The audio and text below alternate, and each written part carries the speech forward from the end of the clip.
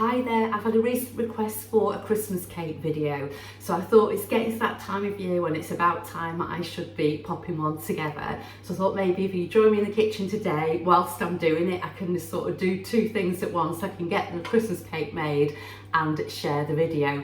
The original recipe for this cake is the original recipe for the cake is actually from Delia Smith, and it's one that I've used and made completely gluten-free.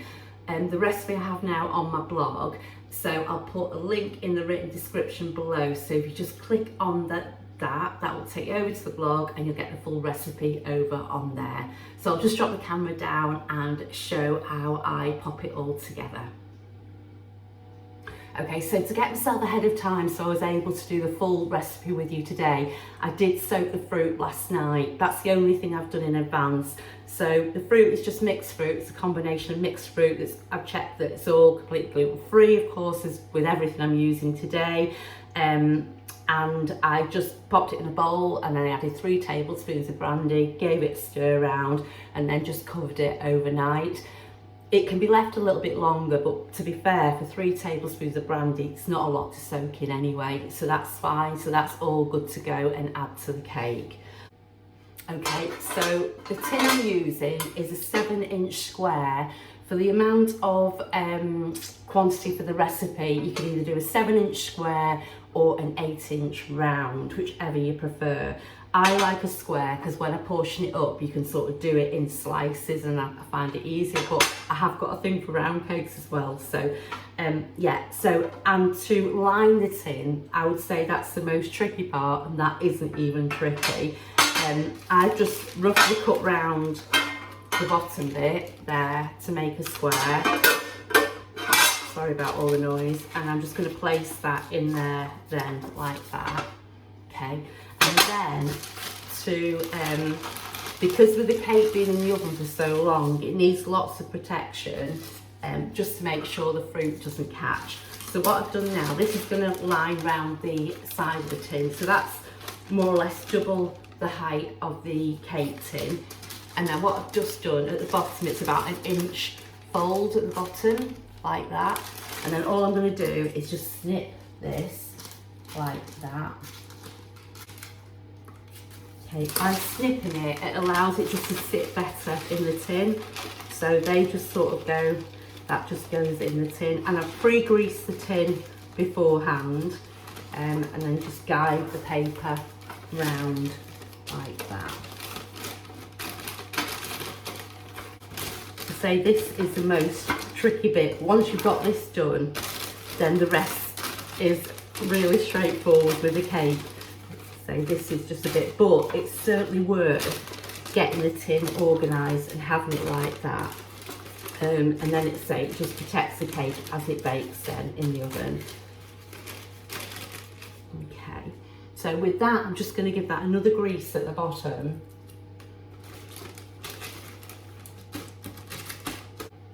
Okay, so that's like that now at the bottom, and then I'm just going to place this other piece on top. That just sort of neatens things up with what's going on in there. Okay, so that's the tin prepared, then ready for the cake mixture to go in it. So I'll just put that to one side. So first up in the bowl, I'm just going to put some softened butter. It's softened unsalted butter.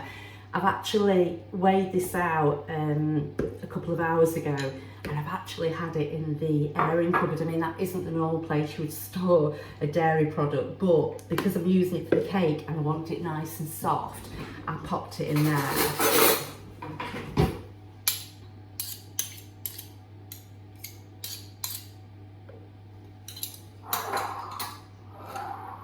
Okay, and then into that, I'm just going to add some light brown demerara sugar. You can use dark demerara sugar, so if you want a darker cake, then if you use a dark one, that would be better. And then I'm just going to whisk this until it's a bit paler.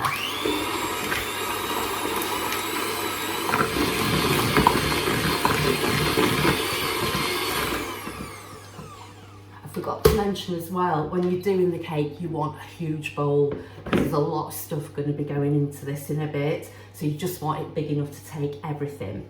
Okay, so I've mixed the sugar and the butter until it's like that, and I'm just Now we're just going to gradually add in beaten eggs. So I've got 4 large beaten eggs here, and I'm just going to, well, that was a bit premature with the whisk, I'll just mix that in.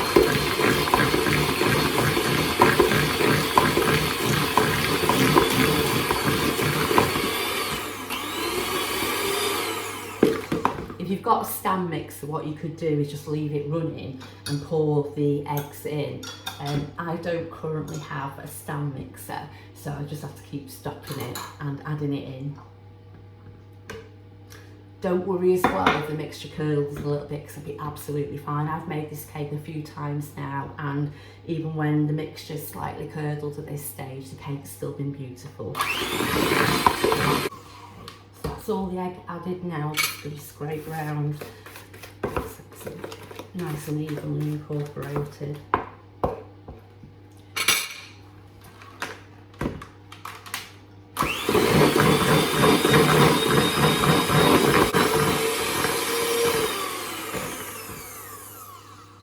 Okay, so you can see that's all the egg added. You can see that it's slightly curdled, but that will be absolutely fine once everything's all mixed in together. Okay, so in the recipe, I do actually do this stage first, saying about sifting the dry ingredients together, so I'll just do that now. Okay, so that's just plain gluten-free flour that I've added there. So I've used the Asda plain gluten-free flour. I know abroad it's sometimes classed as all-purpose flour, so gluten-free all-purpose flour, and there's no raisin agent in there at all. And to that, I'm just going to add some mixed spice, so that's half a teaspoon of mixed spice. But as I say, the full recipe is over on the blog. And to that then, I'm going to add a level teaspoon of xanthan gum. So you'll know that with the baking that I do, I only suggest xanthan gum if I really feel that it's beneficial. Sometimes it's already in the flour I'm using anyway, but in this plain flour there isn't any, gluten-free plain flour, there isn't any xanthan gum already in there. But for fruit cake, it definitely needs xanthan gum. You need that sort of consistency where it's held together, because otherwise it'll just crumble. So there we go, pop that in. So that's a level teaspoon. Okay, and then I'm going to put some half a teaspoon of salt in there as well, and just sift that through. Could do with a better sieve than what I've got, but it does the job, so that's all that matters. Okay, and then I'm going to grate, it's 1/4 teaspoon of nutmeg. I'm going to sort of roughly guess, because I've just got a whole nutmeg, so I'm going to grate that in. So when it looks about right, I'm going to stop at that point, but the measurement is 1/4 teaspoon. There we go, I think that'll be fine. Okay, so I'm just going to blend that round with the fork just to mix everything in. And it's all going to get mixed in anyway, but I'll just do it before it hits the wet ingredients. I'm just going to pop that into the bowl, and to that I'm going to add some ground almonds, and then I'm going to add a finely grated rind of an orange,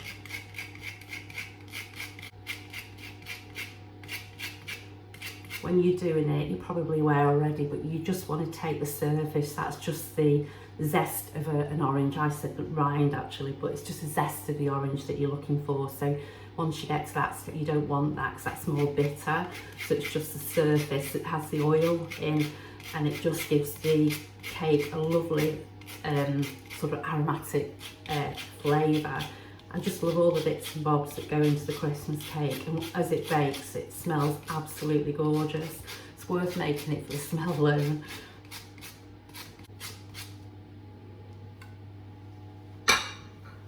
And then the finely grated zest of a lemon.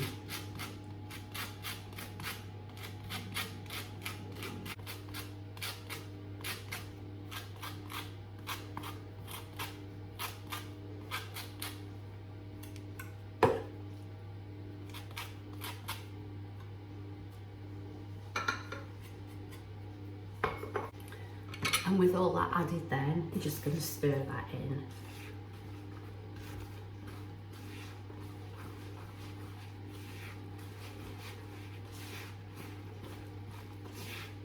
There is a bit of prep time with this, but it's such a lovely thing to make. It's so satisfying, and I really do encourage you to give one a go if you've never made one before.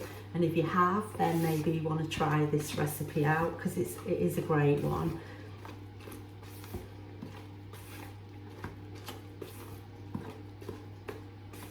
Okay, so that's everything there for that.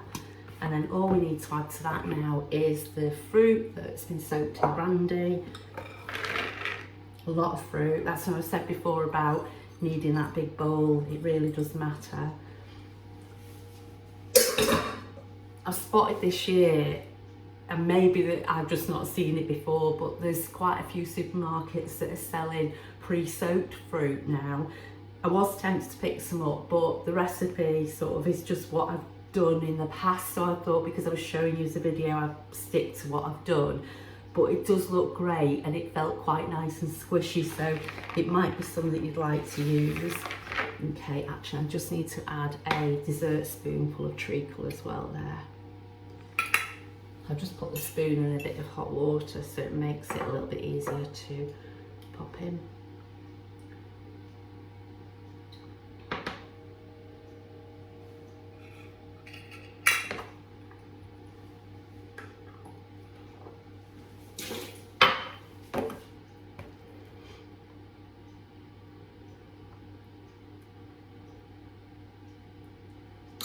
There we go, and just stir everything through.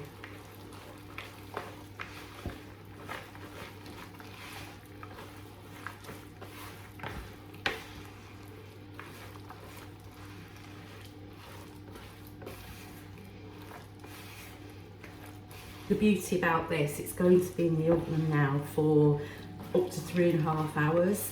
So you just bake it until when you put the skewer through, it comes out clean, the skewer. It's on a very, very low setting, but it means that you can crack on and do other things. So it's a nice thing, as I say, to do whilst you're in at the house, and then just say do other things then. Okay, just make sure it's nice and evenly mixed. You will find that it feels a bit sort of tacky, more like to see the way the mixture is. That, I think, is the xanthan gum, but without that, as I say, the cake's really crumbly. I've had Christmas cake without the xanthan gum in it, and I do definitely feel it needs it. And I say that level teaspoon just does the job. It just makes it nice and easy, you know, for you to cut and everything. So that's that. So that's the mixture all good to go, and now ready to go into the tin. When I first made it, I put on we're going to be putting another paper collar around the side, and I put that on beforehand, and it made it so tricky to put the mixture into the tin. So this time, well, the last time I did it, I didn't do that, so just drop that in there. And this mixture, it takes a lot of pressing down, not because it's hard to work, but just so that you get it nice and even, and you've got no air bubbles or anything in the mixture, to just press it down well into the tin.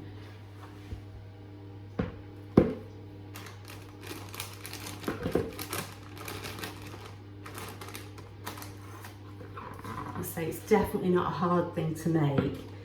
It's just the prep time, just to get yourself sorted with it, but I highly recommend it.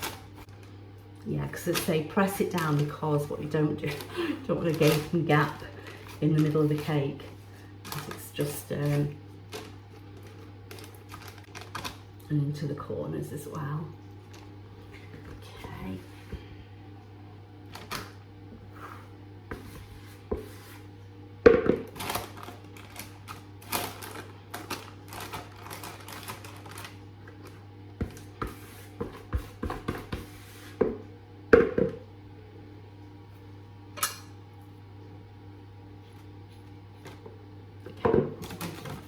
Actually, the metal spoon now works well.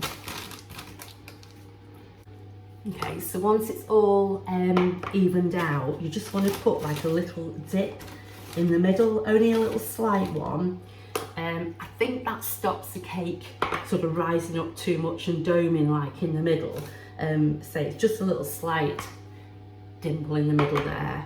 Okay, so that's the cake all good to go. The last bit we just need to do is put a paper collar around the side. I've got that ready.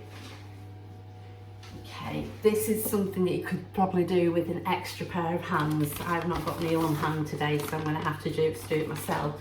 So this is a double folded piece of brown paper. It's just ordinary brown paper wrapping, but you want it twice the height of the tin. So it's just protecting the cake as it cooks, and it will prevent the cake from burning. So definitely don't skip this stage.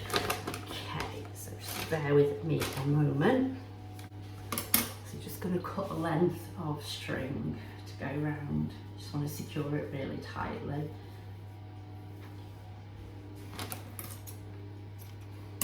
Obviously, if you've got a gas oven, keep it away from the naked flame.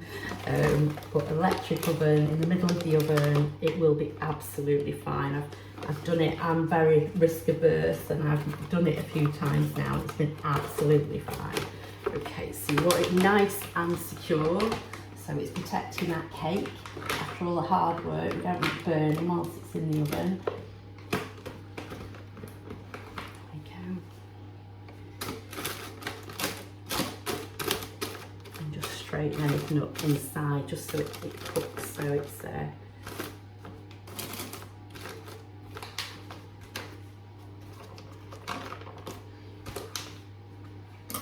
Okay, so that is nice and snug as a bug, well, snug as a bug in a rug, and that ready to go. So I'll pop that in the oven, and then I'll show you what it's like when it's baked. Just forgot to mention that when you put it in the oven, if you organise the oven ready so that you've got the shelf, so it's got plenty of height for the cake to go in, so that you're all good to go, and you just slide in as soon as you're ready for the cake to be baked. Okay, so the cake has been in the oven now for 3 hours and 10 minutes, but I could smell that it was done. It just had that certain smell.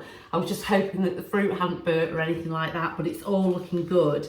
I'm just going to show you, because I've used a skewer. I'm just putting that in the middle and checking, and see that's coming out nice and clean. So that's indicating it's absolutely fine and it's fully baked. So that's what it's looking like now. So I'm just going to prick some holes over the top.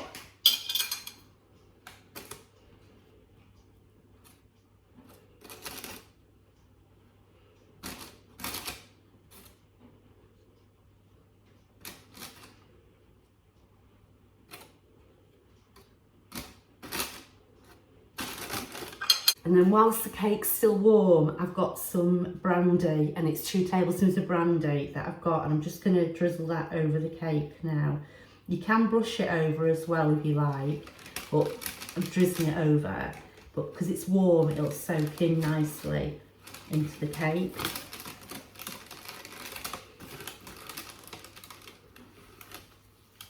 You can hear it fizzling as it's going in there.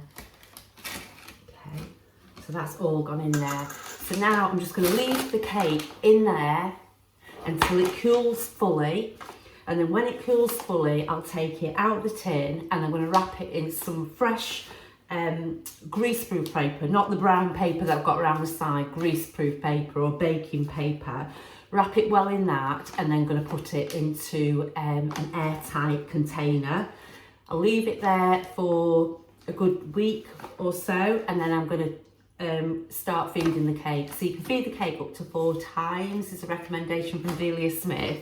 You may see other things, but that's just what I've heard. So what I tend to do is I feed it on either side. I have shared a little video which showed me how I fed a cake. So what I'll do, I won't show you about me feeding the cake again, because that's that little video I've already shared. But what I will do when it's time to decorate the cake, I will come back on and show you how I'm going to marzipan and decorate it. Okay, so that's just one more peep of how it's done and how it's fully baked. Smells amazing.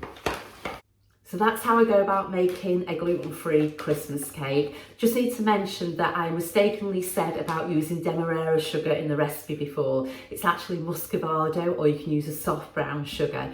The recipe I've got over on the blog, that's correct. It's just that I said it wrong, so I'm sorry about that. If you have any questions about the recipe or anything else that I've shared, then please do get in touch. And thanks as always for watching the videos, subscribing to my channel and liking anything I share. Hopefully see you again soon. Bye for now.